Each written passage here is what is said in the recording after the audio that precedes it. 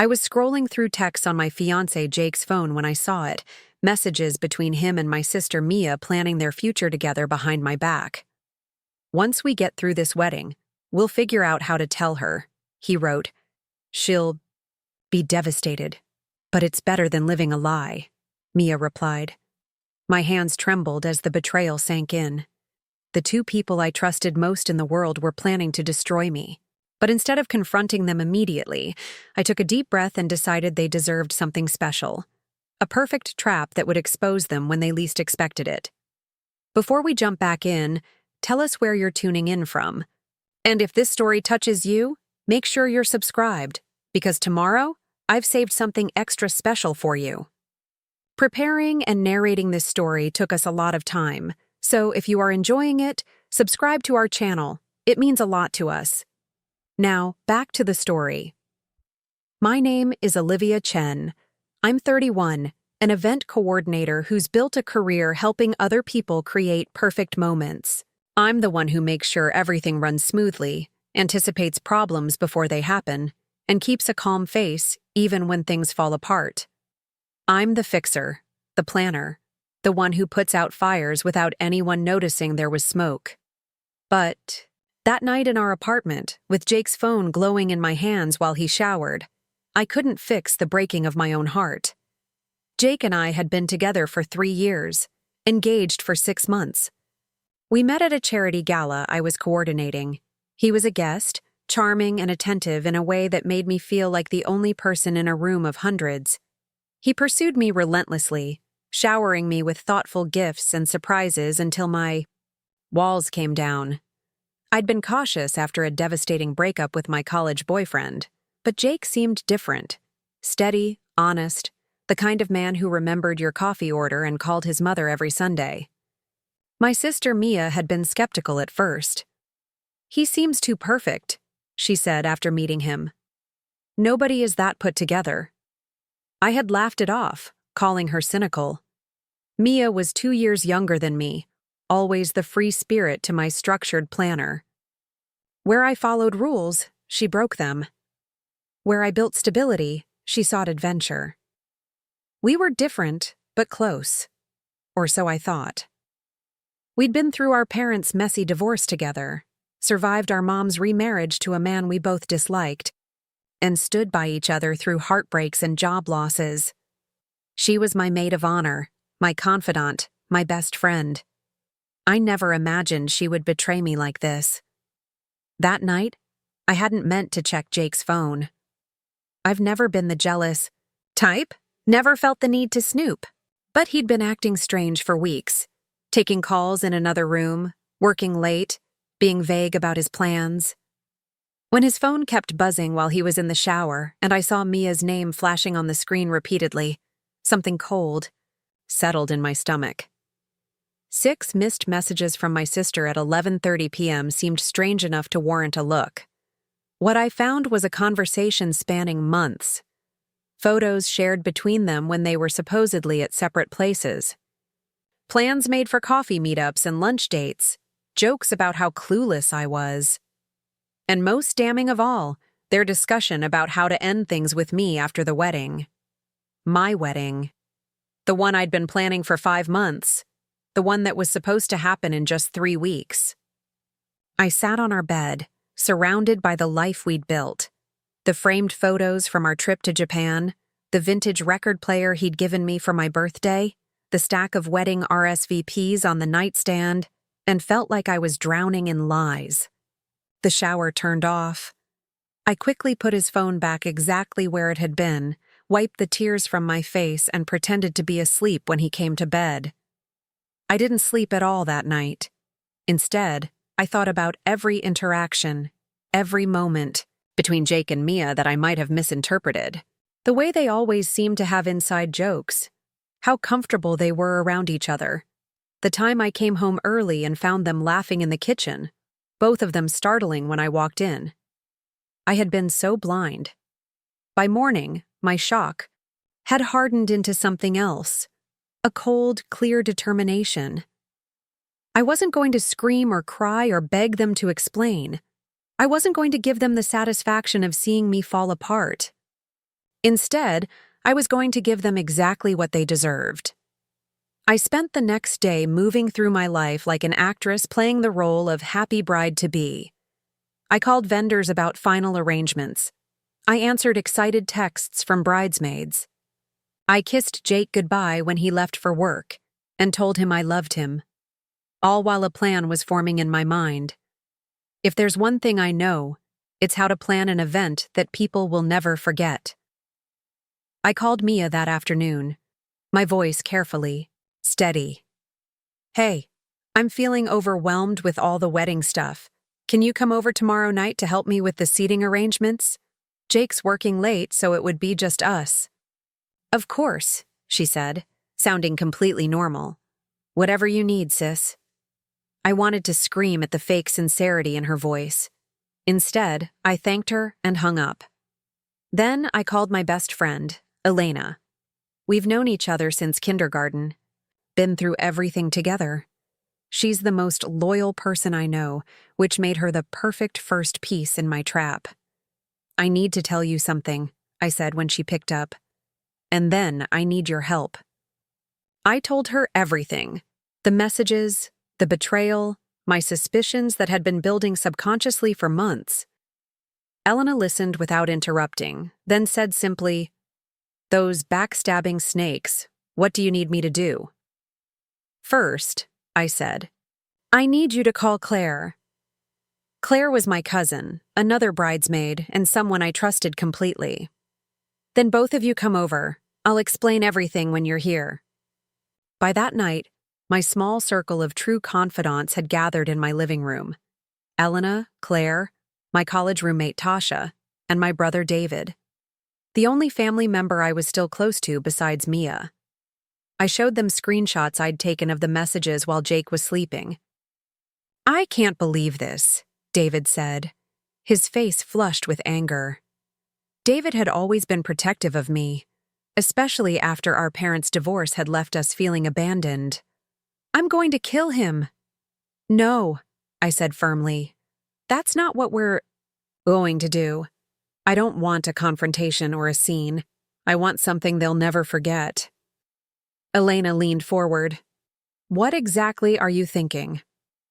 "I'm going to give them a wedding," I said, a smile spreading across my face that didn't reach my eyes. "Just not the one they're expecting." I laid out my plan. Instead of canceling the wedding, I would transform it into something else. A public revelation of their betrayal, presented so elegantly that they wouldn't see it coming until it was too late. I would need everyone's help to pull it off. And absolute secrecy. "Are you sure this is what you want?" Tasha asked gently.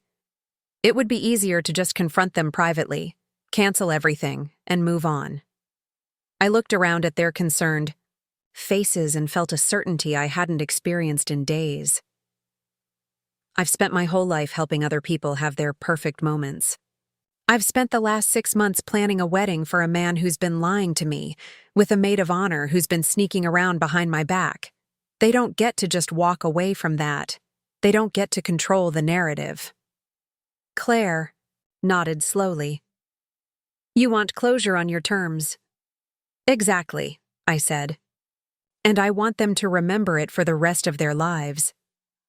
The next 3 weeks were the most challenging performance of my life. During the day, I continued planning the wedding with meticulous attention to detail. I confirmed arrangements with the venue, a beautiful restored factory space downtown with exposed brick walls and soaring ceilings. I had final fittings for my dress, a sleek column of ivory silk that made me look like a goddess. I smiled through a brunch with Jake's mother, who had always treated me with thinly veiled disapproval, all while watching Jake and Mia continue their deception now that I knew what to look for. The texts that made them smile when they thought I wasn't looking, the excuses to leave rooms separately but at convenient intervals. Once, I came home early and found Mia's earring on our bedroom floor, an oversight that would have confused me before, but now just added fuel to my determination. At night, when Jake was asleep or working late, I executed the other half of my plan with my loyal friends. We created a video, a compilation of screenshots, text messages, timestamps of calls that matched their suspicious absences. We reworked the seating arrangements, the timeline, the entire flow of the reception. We contacted certain guests, with special instructions. Each day that passed without them suspecting anything made me more confident. I'd always been good at keeping secrets when needed, at maintaining a calm exterior while chaos swirled inside. It was what made me excellent at my job, the ability to manage a crisis without anyone knowing one had occurred. Now, that skill would serve a different purpose. 1 week before the wedding, Jake suggested we go away for the weekend, to relax before the craziness. I knew from their messages that Mia had planned to meet him there on the second day, under the guise of a last-minute work trip.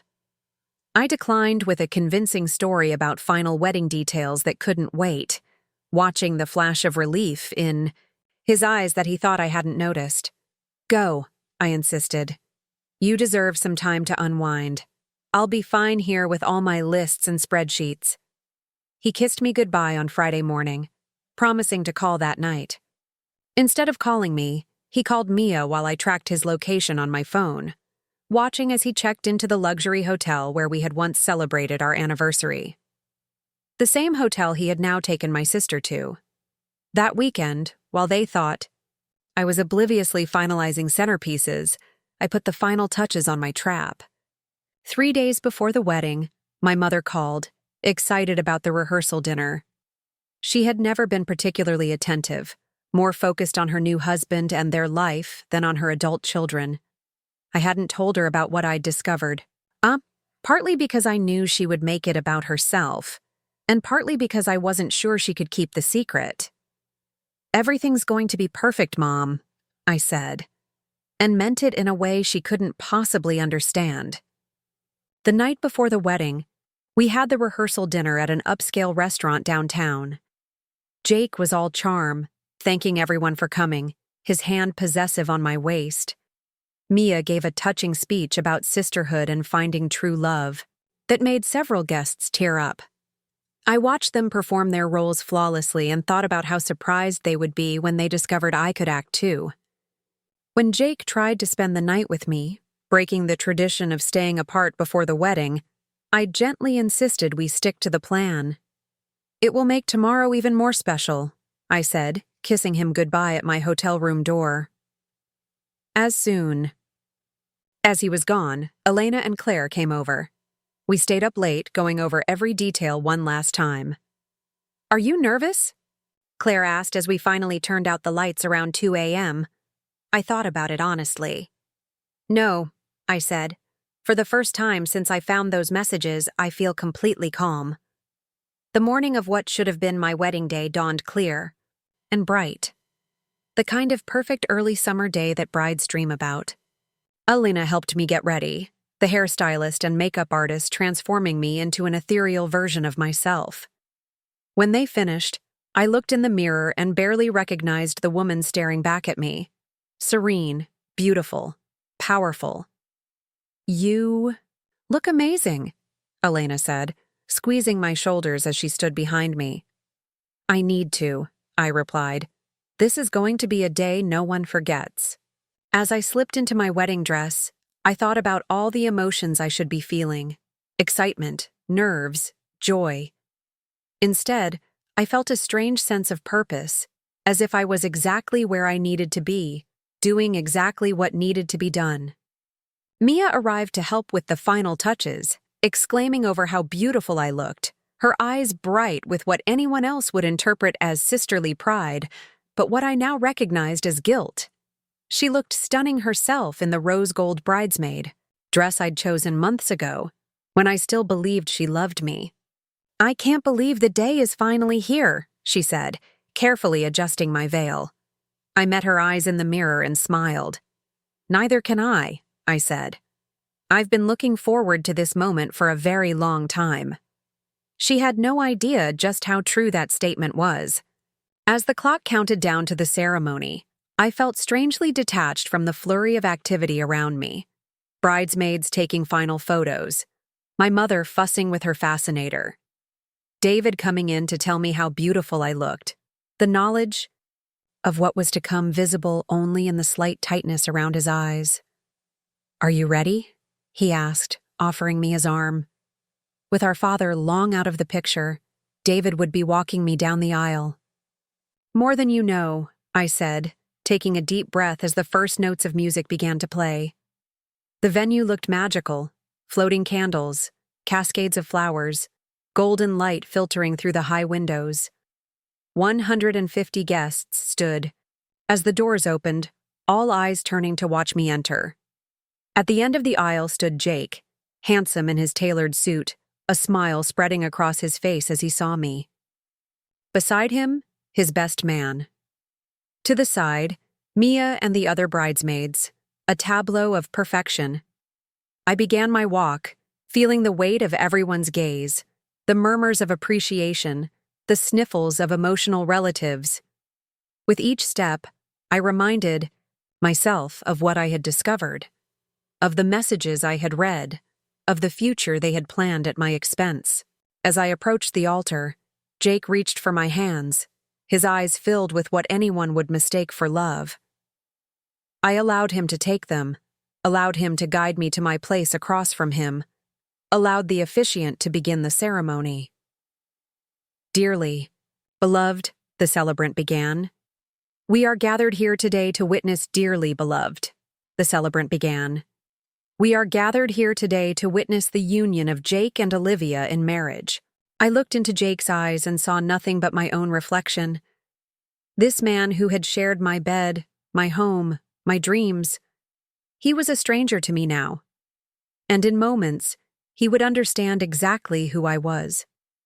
The officiant continued, "Before we proceed with the vows, the bride has asked to share something special with everyone gathered here today." This wasn't part of the rehearsal. Jake's eyebrows rose slightly in confusion, but his smile remained fixed. Mia shifted uncomfortably in my peripheral vision. I turned to face our guests, still holding Jake's hand in mine. "I want to thank you all for coming today," I began, my voice clear and steady. "It means so much to have everyone I love in one room, everyone who's been part of our journey." I paused, scanning the crowd, making eye contact with Elena, with Claire, with Tasha, with David. My co-conspirators, my true family. "Marriage is built on honesty, on trust, on loyalty," I continued. "On choosing each other every day through the good and the bad." I felt Jake's hand twitch in mine. From the corner of my eye, I could see his smile becoming fixed, uncertain of where I was going with this unexpected speech. "Unfortunately," I said, my voice dropping slightly so that everyone had to lean in to hear, "I recently discovered that the foundation of our relationship was built on lies." A murmur rippled through the crowd. Jake's hand jerked in mine, but I held firm, not looking at him yet. "I know that my fiancé and my maid of honor, my own sister, have been planning a future together behind my back for months." The murmur grew louder. Mia made a small, choked sound. Jake tried to pull away, but I wasn't finished. I released his hand and nodded to David at the back of the room. The lights dimmed slightly, and a projector screen lowered from the ceiling, another addition that hadn't been part of the rehearsal. "I believe in evidence," I said, "so I'd like to share what I found." The screen illuminated with the first screenshot, a text from Jake to Mia. "I can't stop thinking about you.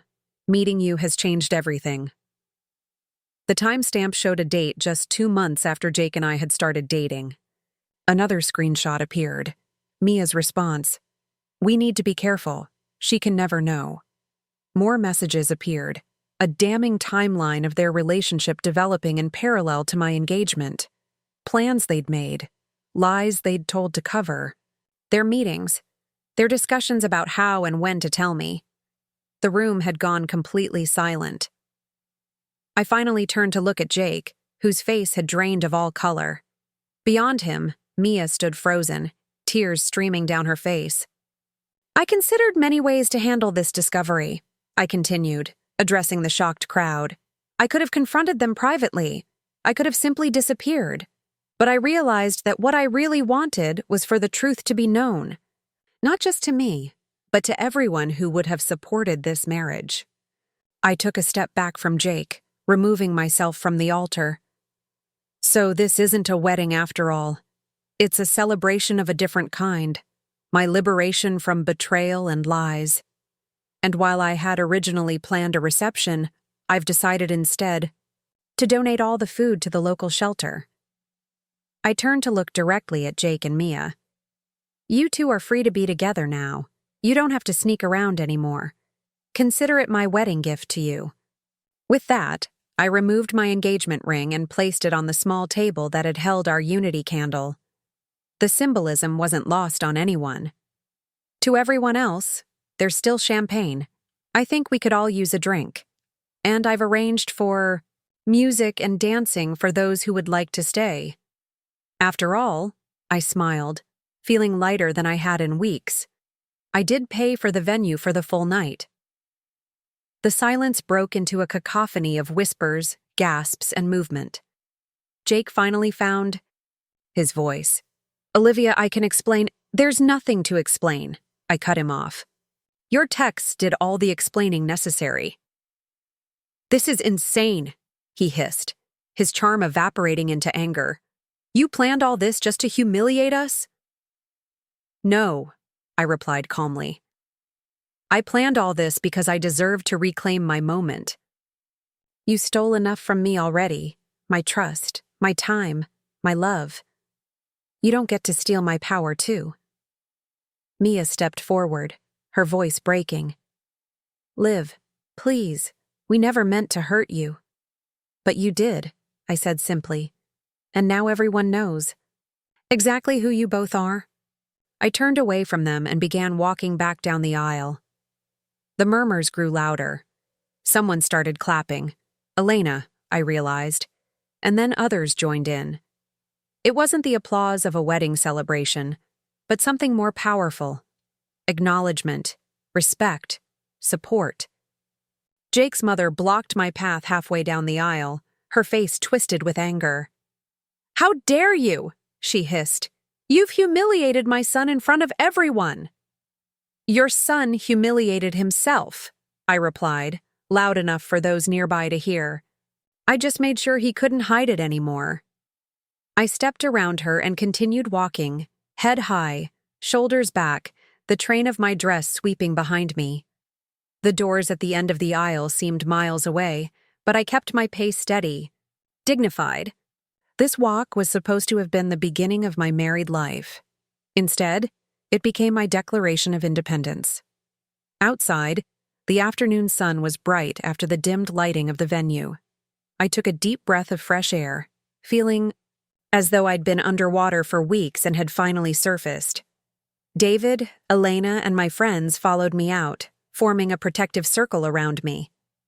Claire handed me a small bag she'd hidden in her car, flat shoes, sunglasses, and a light jacket to cover my wedding dress. You were incredible in there, Elena said, her eyes shining with a mixture of pride and concern. How are you feeling? I considered the question as I slipped off my heels and replaced them with the comfortable flats. Lighter, I said finally. Like I've put down something incredibly heavy that I've been carrying for too long. David checked his phone. The car will be here in 2 minutes. We should move away from the entrance before people start coming out. We moved to the side of the building, where we wouldn't be immediately visible to anyone exiting the venue. I could hear the commotion inside growing louder. Through the windows, I caught glimpses of people gathering in groups, talking animatedly. Jake's father gesturing angrily. My mother dabbing at her eyes with a tissue. Mia nowhere to be seen. Part of me had expected to feel regret or shame for creating such a scene. But all I felt was a profound sense of rightness, of having finally spoken a truth that needed to be spoken. I had taken back the narrative of my own life. The car arrived, not the white vintage Bentley that had been meant to carry Jake and me to our reception, but a sleek black SUV that David had arranged. We piled in, and as we pulled away from the venue, I didn't look back. Where to now? The driver asked.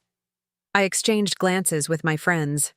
We had a plan for this part too, a reservation at a private dining room in a restaurant across town where we would decompress, eat something — I had barely touched food all day — and process what had just happened. "The Ivy, please, David," instructed the driver, then turned to me. "Unless you'd rather go somewhere else, we could just take you home if you prefer." "No," I said firmly. "I don't want to go home yet." Home was still the apartment I shared with Jake, filled with our things, our memories, the life I had thought we were building. I couldn't face that emptiness yet. "The Ivy is perfect." As we drove through the city, I finally felt the adrenaline that had been sustaining me begin to ebb. My hands trembled slightly in my lap. Elena noticed and covered them with her own. "It's okay," she said softly. "You've been so strong. You can let go a little now." I nodded, feeling tears prick at my eyes for the first time that day. I just keep thinking about how long they must have been laughing at me. All those times I told her how happy I was, how lucky I felt. She knew she was going to take it all away, and she just let me keep planning, keep hoping. Some people are capable of compartmentalizing in ways that most of us can't understand, Tasha said. As a clinical psychologist, she often provided insights into human behavior that helped make sense of the senseless.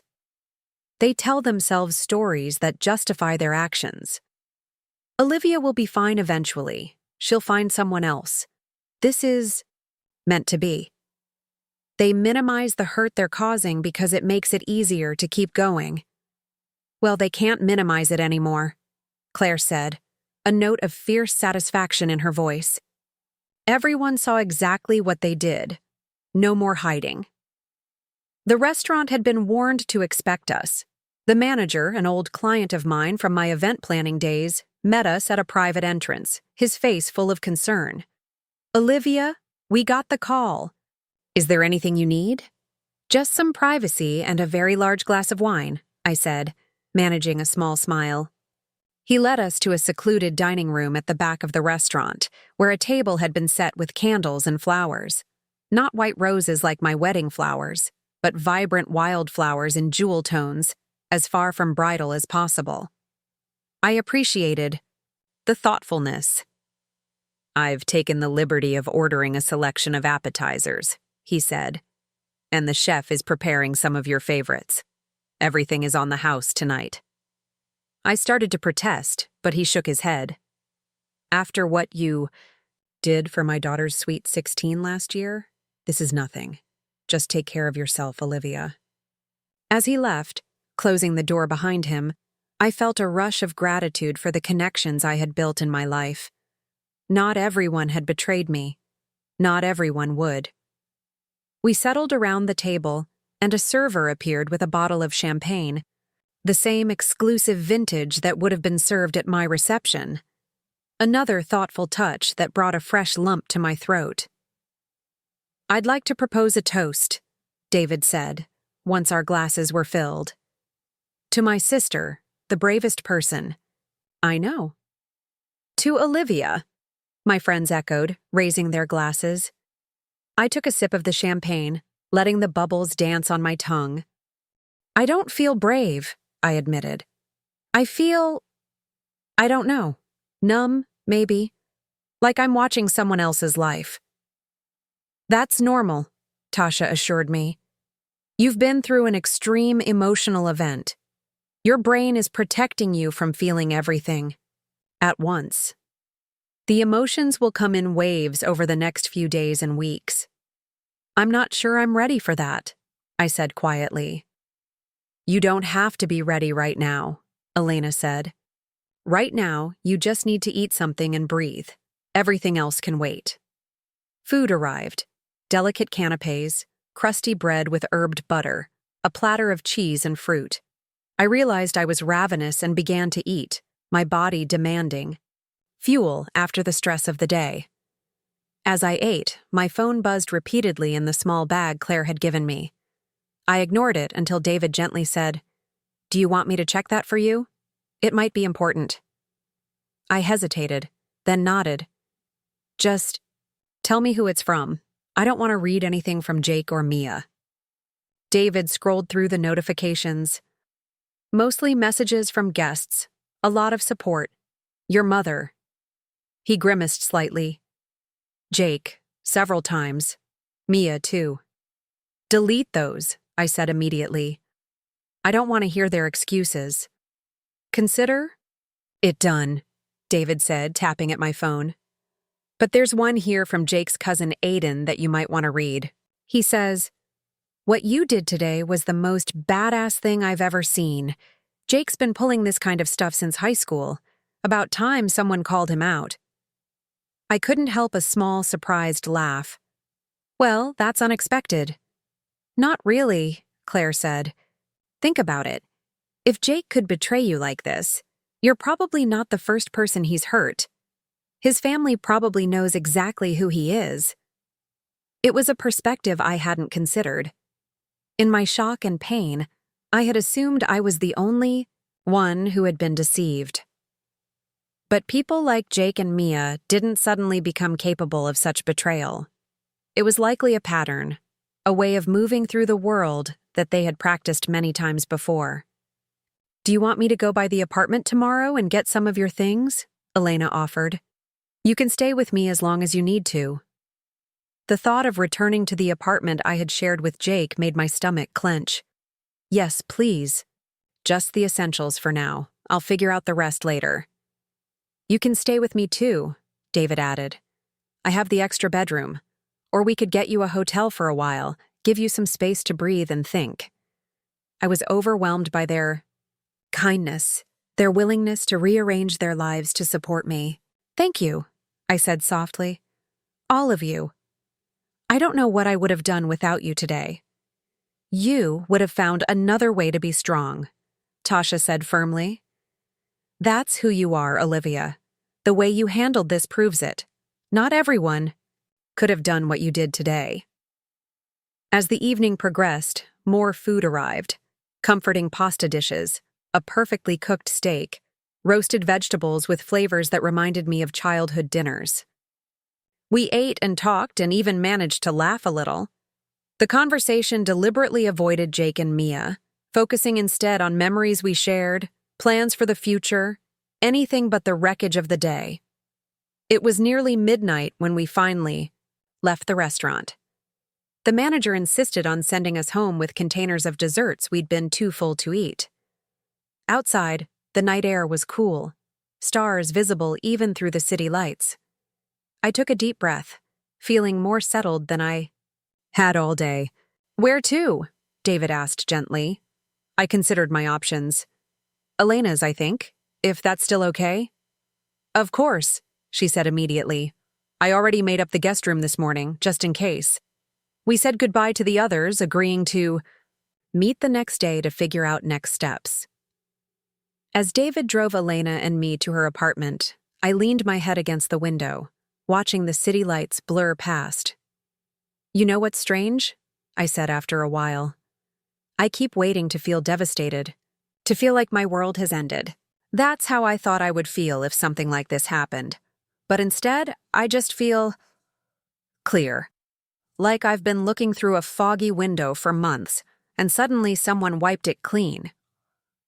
Elena reached over and squeezed my hand. That clarity is a gift, even if it came from something painful. Hold on to it. At Elena's apartment, I finally took off my wedding dress, carefully hanging it in her spare closet. I wasn't sure what I would do with it yet. Perhaps donate it, or maybe transform it into something new. There was something poetic about the idea of remaking it into a different shape, just as I would need to remake my life. After a hot shower that seemed to wash away more than just the day's makeup and hairspray, I settled into the guest bed. Elena brought me a cup of chamomile tea and sat on the edge of the mattress. Do you want me to stay until you fall asleep? She asked. I shook my head. I think I need some time alone with my thoughts. But thank you.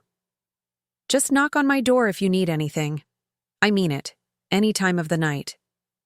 After she left, I lay in the darkness, staring at the unfamiliar ceiling. My phone buzzed again on the nightstand. Against my better judgment, I picked it up. A message from an unknown number caught my eye. I was a server at your venue today. What you did gave me the courage to finally leave my cheating boyfriend. Thank you for showing me what standing up for yourself looks like. I stared at the message for a long time. I hadn't expected this, that my personal pain could touch others. That by refusing to be a victim, I might have helped someone else find their strength. As I drifted towards sleep, I thought about the weeks ahead.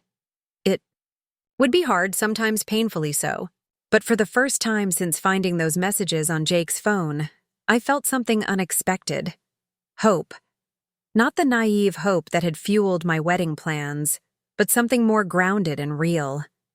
Hope that grew from knowing my own strength. The morning light filtered through unfamiliar curtains when I woke. For a blessed moment, I existed in the liminal space between sleep and full consciousness, where yesterday's events remained a distant dream. Then reality crashed back, and I remembered everything. The revelation, the confrontation, the aftermath. Instead of the crushing weight I'd expected, I felt strangely calm. The worst had happened, and I had survived it. I had done more than survive. I had taken control, refused to be a victim, transformed a moment meant for my humiliation into one of personal power. I checked my phone. More messages had arrived overnight. News of what happened had spread beyond the wedding. Guests. Several had gone viral on social media, though thankfully without identifying details. Bride exposes cheating groom and maid of honor sister at the altar had apparently captured the public imagination. I silenced my phone and set it aside. The world's fascination with my personal drama wasn't something I needed to engage with. I had real decisions to make, a life to rebuild. Elena was already up, the smell of coffee and toast drifting under my door. I found her in the kitchen, hair pulled back, dressed for a run, but clearly waiting for me before leaving. "Morning," she said cautiously. "How are you feeling?" "Like I need coffee before I can answer that question properly," I replied, managing a small smile. She poured me a mug from the freshly brewed pot. "David texted. He and Claire are going to the apartment in about an hour to get your things. They wanted to know if you had a list." I nodded. "I'll make one after breakfast. Mostly clothes and personal items for now. The rest can wait until I figure out everything else." "No rush," Elena assured me. "You can stay here as long as you need." I cupped my hands around the warm mug. "Thank you, not just for the place to stay, but for yesterday. For being there, for helping me with the plan, for not telling me I was crazy. Are you kidding? What you did was the sanest response I can imagine. You turned a private betrayal into a moment of public truth. That takes incredible strength." We ate breakfast in companionable silence. Afterward, I wrote out a detailed list of what I needed from the apartment. Clothes, toiletries, important documents, my laptop and work supplies. A few sentimental items that predated my relationship with Jake. I texted the list to David, along with the location of my spare key. "I think I want to get out for a while," I told Elena.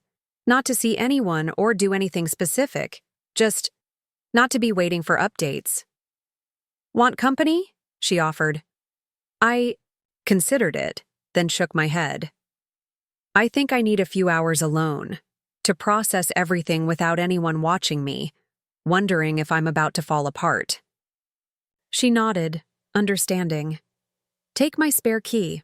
I'm going for my run, then meeting Tasha for lunch. Text if you need anything." An hour later, I found myself walking along the river that bisected our city. I was dressed in borrowed clothes from Elena, dark jeans that were slightly too long, a soft gray sweater, sneakers a half size too big. Nothing that marked me as a woman who should have been on her honeymoon by now. Just another anonymous person on a weekend morning walk. The river was busy with joggers, dog walkers, families with strollers. Normal life, continuing all around me. It was both comforting and strange to see, a reminder that the world hadn't stopped, even if mine had been upended. I found a bench, facing the water, and sat, watching the play of light on the surface. The city skyline reflected in ripples and waves, distorted but still recognizable. It seemed an apt metaphor for my situation. Everything I thought I knew had been warped and changed, yet underneath, the essential structures remained. I was still me, just a different version than I'd been 24 hours ago. My phone buzzed in my pocket. David with an update. Got everything on your list, all packed in my car. No sign of Jake at the apartment, but Mia called while we were there. I didn't answer. Let me know where to drop your things. I texted back, asking him to take everything to Elena's.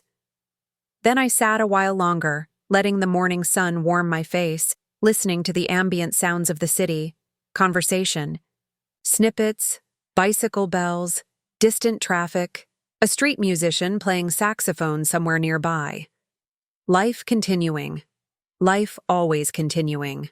On my way back to Elena's apartment, I passed a small bookstore I'd always meant to visit but never found the time. On impulse, I went inside.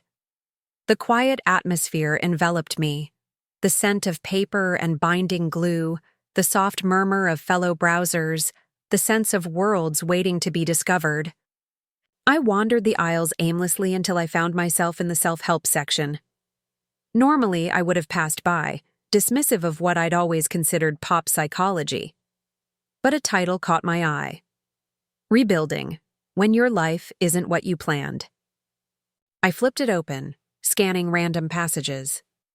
The author wrote about resilience not as something innate that some people had and others didn't, but as a muscle that could be developed through use. About how moments of devastating loss could become foundations for a stronger, more authentic life.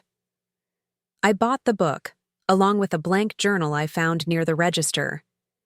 If I was going to rebuild, I wanted to document the process, to remember where I started and track how far I went.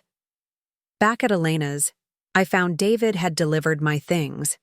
6 large bags and boxes sat neatly in the guest room, containing the remnants of my former life. I began the process of unpacking, creating a temporary home in this borrowed space.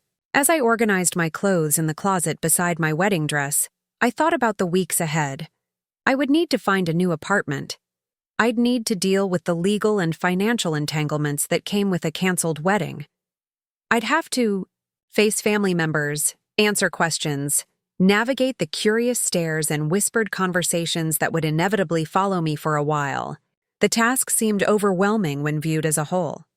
But broken down into individual steps, it became manageable. And I was good at managing things. It was literally my profession to bring order to chaos, to create clear paths through complex situations. I could do this. One day at a time, one decision at a time. By evening, I had transformed the guest room into a space that felt, if not like home, at least like a sanctuary.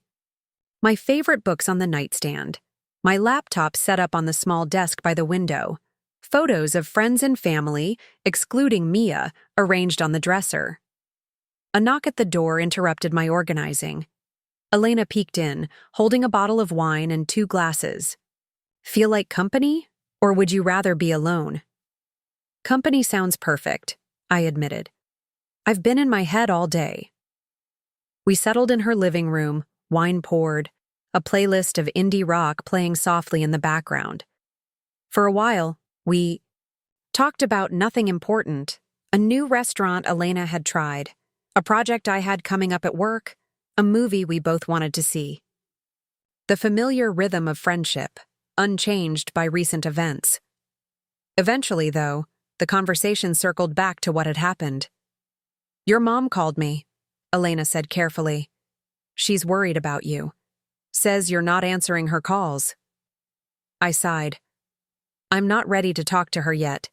She'll want to process everything, make it about her feelings, her embarrassment. I can't handle that right now. I told her you were safe and needed some time. She seemed to understand. Sort of. I doubted my mother truly understood, but I appreciated Elena running interference. Thanks. I'll call her eventually, just not yet. And what about? Elena hesitated. Have you heard anything more from Jake or Mia? I've been ignoring their calls and messages. David deleted most of them from my phone yesterday. I'm not interested in their explanations or apologies. Do you think you'll ever want to hear what they have to say? I considered the question honestly. I don't know. Maybe someday when it doesn't hurt so much, when I'm curious rather than wounded. But right now, I need the distance. Elena nodded. That makes sense. There's no timeline for healing from something like this. The strange thing is, I said slowly, articulating a thought that had been forming all day. I don't feel as devastated as I thought I would. Hurt, yes. Angry, definitely. But also relieved in a way, like I narrowly escaped something worse. You did, Elena said firmly. Can you imagine if you'd gone through with the wedding? If you'd found out months or years later, after building more of a life with him? The thought made me shudder. I keep thinking about that, about how lucky I was, in a twisted way, to find those messages when I did. To have the chance to make a choice rather than just being a victim of their decisions. You took your power back, Elena said. Not everyone would have had the courage to do what you did. I still can't believe I went through with it, I admitted.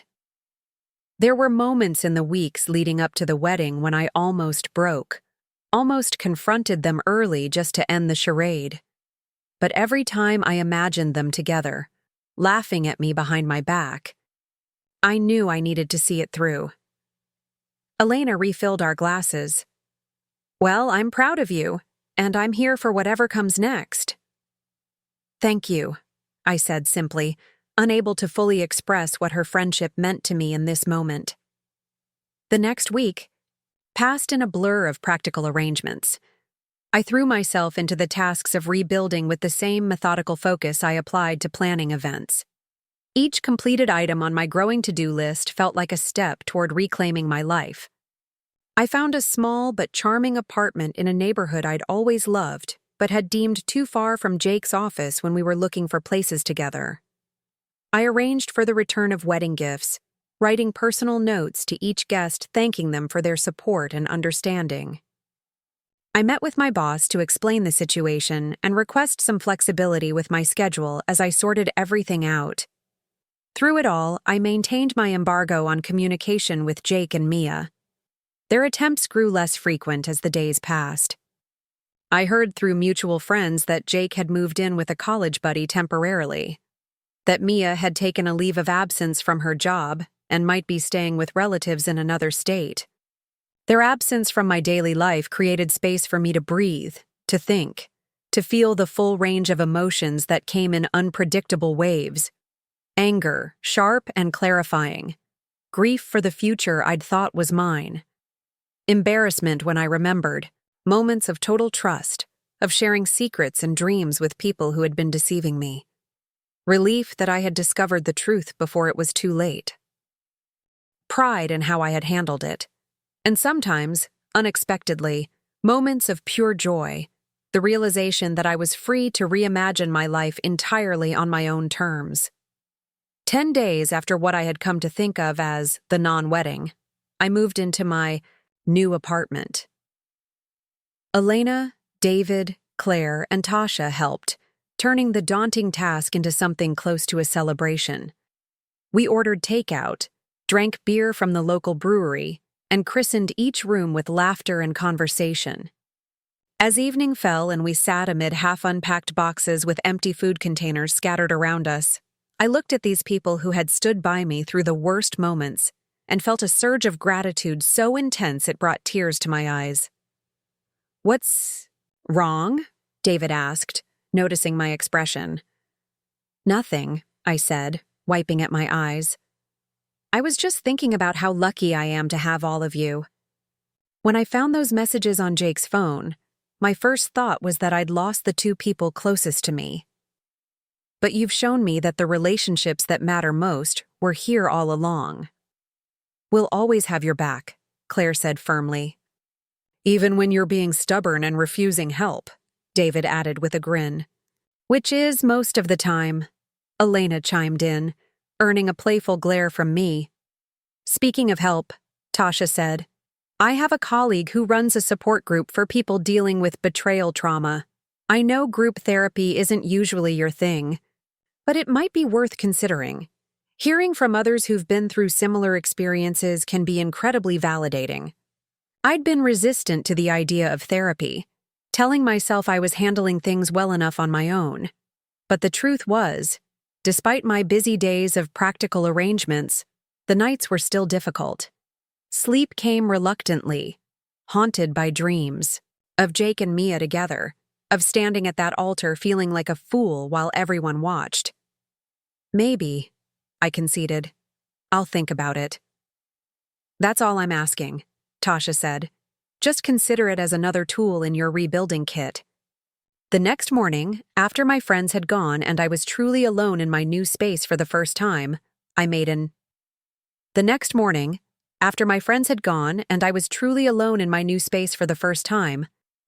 impulsive decision. I took my wedding dress from its garment bag where it had hung, untouched, since the day that should have been my wedding. The dress was beautiful, a sleek column of ivory silk, with delicate beading across the bodice and a modest train. I had felt like a goddess in it, right up until the moment I realized the man waiting at the end of the aisle was a stranger to me. I laid it out on my bed, smoothing the fabric with my hands. Then I went to my desk and found a pair of scissors. I didn't approach the dress with anger or vindictiveness. This wasn't about destroying something because it reminded me of Jake. It was about transformation, about taking something designed for one purpose and reimagining it for another. I worked carefully, methodically, cutting away the train first, then reshaping the bodice. I'd taken a few sewing classes in college and still had a decent eye for design. By midday, what had been a wedding dress was becoming something new, a sleek cocktail dress that held echoes of its former self, but was unmistakably different. As I worked, I thought about the symbolism of what I was doing, taking something, beautiful but tainted by lies, and remaking it into something that was wholly mine, something that represented who I was becoming, not who I had almost been. When I finished hours later, I tried on the transformed dress. Looking in the mirror, I hardly recognized myself. Not because of the dress, though it flattered me in a way the wedding gown never had, but because of the expression on my face, confident, self-contained, at peace. This was who I was now. Someone who could take broken pieces and create something new. Someone who refused to be defined by betrayal or loss. Someone who understood that the most important relationship she would ever have was with herself. I took a photo of myself in the remade dress and sent it to my friends with the caption, "Transformation in progress," just like its owner.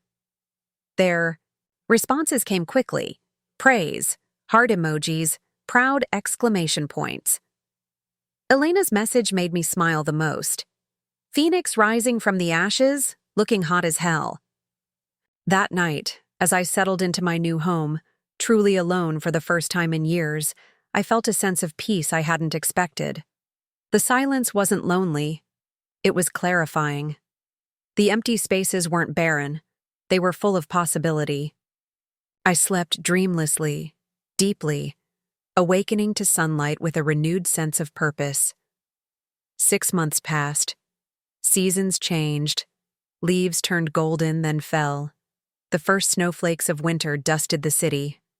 I threw myself into my work, taking on challenging new clients, expanding my event planning business in directions I'd been hesitant to explore while with Jake. He had always subtly discouraged my ambitions, suggesting that my career would naturally take a back seat once we were married, once we had children. Without his limiting influence, I flourished. I joined Tasha's friends' support group after all, finding unexpected comfort in the stories of others who had survived betrayal. Listening to them, I recognized patterns I'd been blind to in my own relationship: the gradual isolation from friends, the subtle undermining of my confidence, the emotional distance I'd rationalized away. These weren't unique to my experience. With Jake, they were common tactics used by people who prioritize their desires over others' well-being. In the group, I met Vanessa, a graphic designer who had discovered her husband's 3-year affair with her business partner. Her story resonated deeply with mine. The public humiliation, the double betrayal by partner and close friend, the shock of realizing how completely she had been deceived. We became close quickly, meeting for coffee before sessions, texting each other encouragement on difficult days. She understood aspects of my experience that even my loyal friends couldn't fully grasp, having not lived through similar betrayals themselves. The hardest part, she told me over lattes one chilly afternoon, isn't the loss of the relationship. It's the loss of the story you were telling yourself about your life, who you were in it, where you were going, what it all meant. Exactly, I agreed. I've had to rewrite my entire narrative. Not just the future parts, but the past too. Reinterpreting memories, wondering what was real and what wasn't. But that's also the opportunity, she said, leaning forward intently. How many people get the chance to completely reimagine their lives? We're not bound by the stories we were living in before. We get to create entirely new ones. Her perspective shifted something in me. I'd been focused on healing, on rebuilding, on recovering what I'd lost. But what if this wasn't just about getting back to some previous state? What if it was about evolving into something entirely new? That conversation sparked an idea that would ultimately change the trajectory of my career.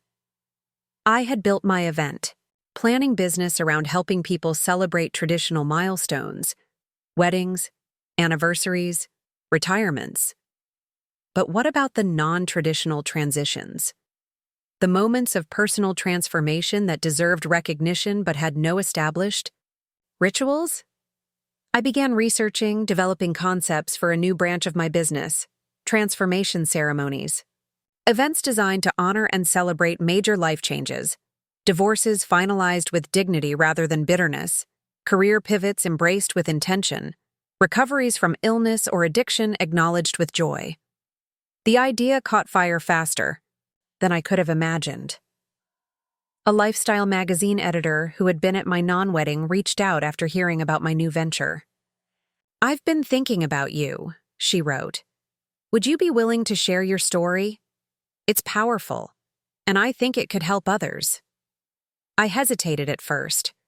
Going public meant potentially reopening wounds, inviting scrutiny, maybe even hearing from Jake or Mia again after months of blessed silence. But it also meant owning my narrative completely, denying them any power to shape how the story was told. I agreed to an interview, carefully setting boundaries about what I was willing to discuss. When the article was published, Reclaiming Your Story: How One Woman Turned Betrayal into Transformation. The response was overwhelming. Emails flooded in from people sharing their own experiences, thanking me for my honesty, asking for advice about their own rebuilding processes. Among them was a message that stopped my heart momentarily. The sender, Jake Edwards. I stared at his name in my inbox for a long time before finally opening it. "Olivia," he had written. I saw the article. "I've tried to reach out so many times over these months to apologize, though I understand why you've needed space. What I did was unforgivable. I don't expect or deserve your forgiveness. But I want you to know that watching you walk down that aisle toward me, knowing what you were about to do, seeing the strength in your eyes, it changed me. It forced me to face who I really am and who I want to be. I'm in therapy now, trying to understand why I've hurt people who cared about me. Why I've repeated these patterns. I won't contact you again after this. I just wanted you to know that your courage that day didn't just save you from a marriage built on lies. It might have saved me too, in a different way. I wish you nothing but happiness in your new path. I closed the email without responding, feeling strangely hollow. There was a time when such words from him would have meant everything. Now they were just words. His journey was his own now, separate from mine. I wished him well in a distant, abstract way, but his revelation held no power over my peace. I hadn't heard from Mia at all. According to my mother, with whom I now maintained a carefully boundaried relationship, she had moved across the country, started a new job, cut ties with most people from her previous life. I wondered sometimes if she thought of me, if she felt remorse, if she had learned anything from what happened. But those thoughts came less and less frequently as time passed. My new business venture continued to grow. I partnered with a therapist, a spiritual guide, and a creative director to develop customized ceremonies for people in transition. We created nature retreats for those releasing old relationships, vision mapping workshops for career changers, symbolic rituals for marking the end of treatments or addictions. The work was deeply fulfilling, connecting me with people at their most vulnerable and authentic. Together, we found beauty in endings, possibility in uncertainty, strength in surrender. We celebrated the courage it takes to let go, to begin. Again, to step into the unknown. 1 year after my non-wedding, I hosted a small gathering at my apartment. Just Elena, David, Claire, Tasha, and a few new friends, including Vanessa. I called it my rebirth day. A lot of cultures have coming-of-age ceremonies, I explained as we raised our glasses. Moments that mark the transition from one phase of life to another. This feels like that to me, the end of my old self, the beginning of something new. To rebirth, Elena toasted, and to the incredible woman you've become. Later that evening, as the party wound down and conversations broke into smaller groups, David pulled me aside. I have something for you, he said, handing me a small box wrapped in silver paper. Inside was a delicate silver pendant, a phoenix rising from flames, wings spread wide. I saw it and thought of you immediately, he said. The myth of the phoenix has always been about rebirth through fire, about how destruction can lead to creation. That's your story, Liv. I hugged him tightly, too moved for words.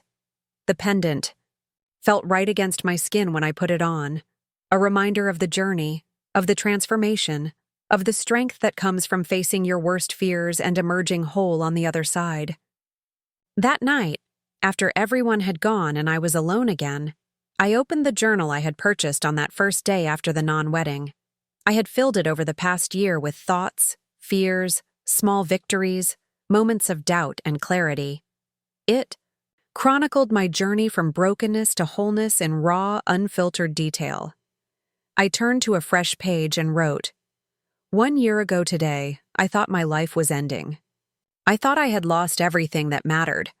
I thought the pain would swallow me whole. I was wrong. What I lost was an illusion, a relationship built on lies, a future that would have diminished me, a version of love that required me to be less than who I am. What I gained was myself, my strength, my voice, my ability to stand alone and unafraid in my truth. I learned that endings are not failures. They are opportunities to begin again, more honestly than before. I learned that betrayal doesn't break you unless you let it. That pain can be transformed into purpose. That sometimes the worst thing that happens to you can lead to the best version of yourself. I learned that there is unimaginable power in claiming your own story, in refusing to be a victim, in deciding how your narrative will unfold. I am not who I was a year ago. I am stronger, wiser, more compassionate, more authentic. I am the phoenix, risen from the ashes of what was, soaring into what might be. And I am grateful for the fire.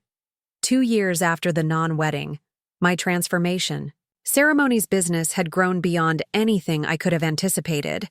I had hired staff, opened a small office, been featured in national publications. What had begun as a personal healing journey had become a movement, connecting me with people around the country who were reimagining life's transitions. I was preparing for a speaking engagement at a women's conference when my phone rang with an unfamiliar number.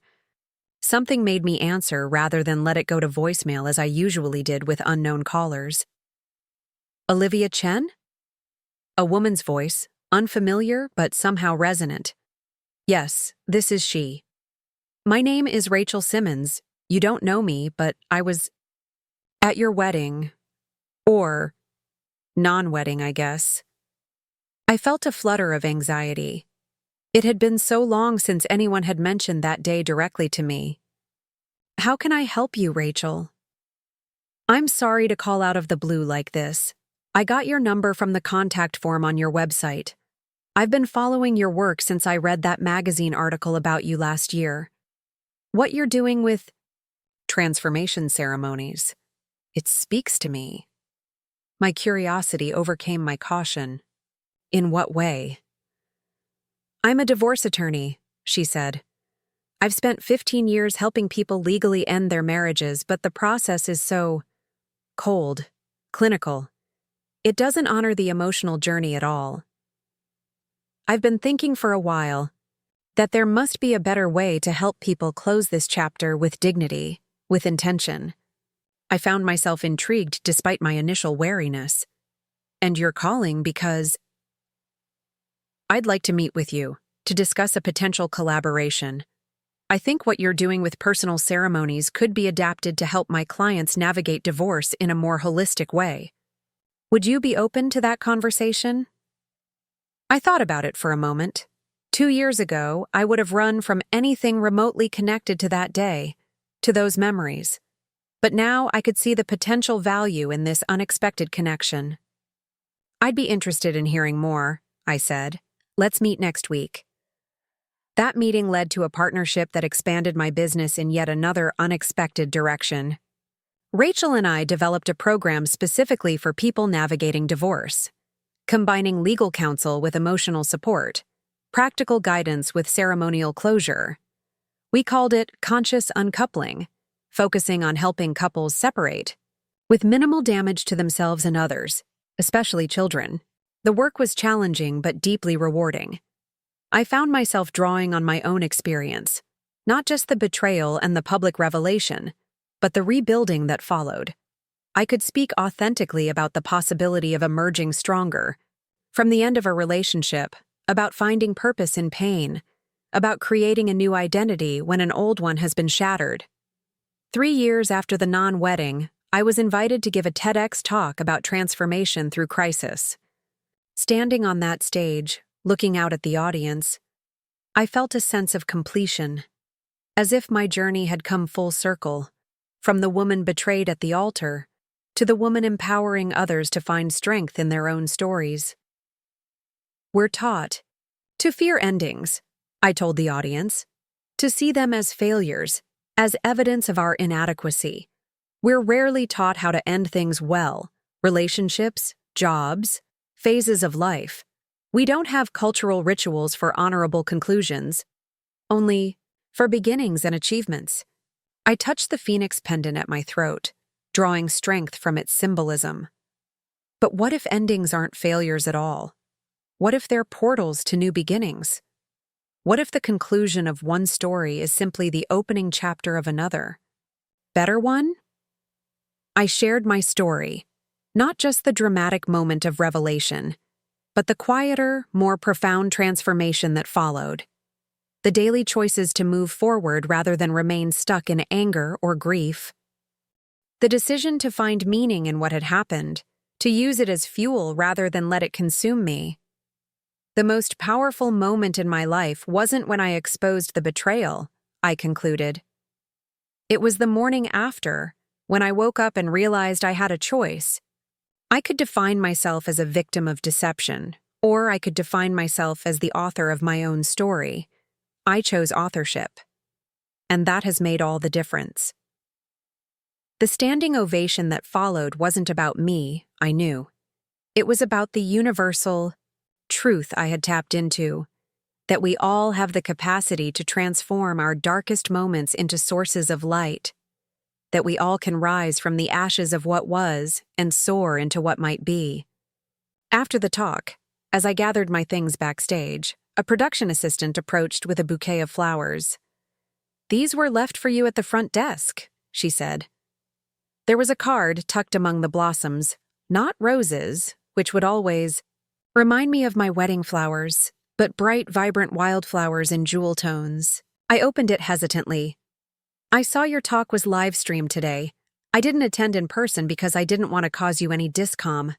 Up next, you've got 2 more standout stories right on your screen. If this one hit the mark, you won't want to pass these up. Just click and check them out. And don't forget to subscribe and turn on the notification bell so you don't miss any upload from us."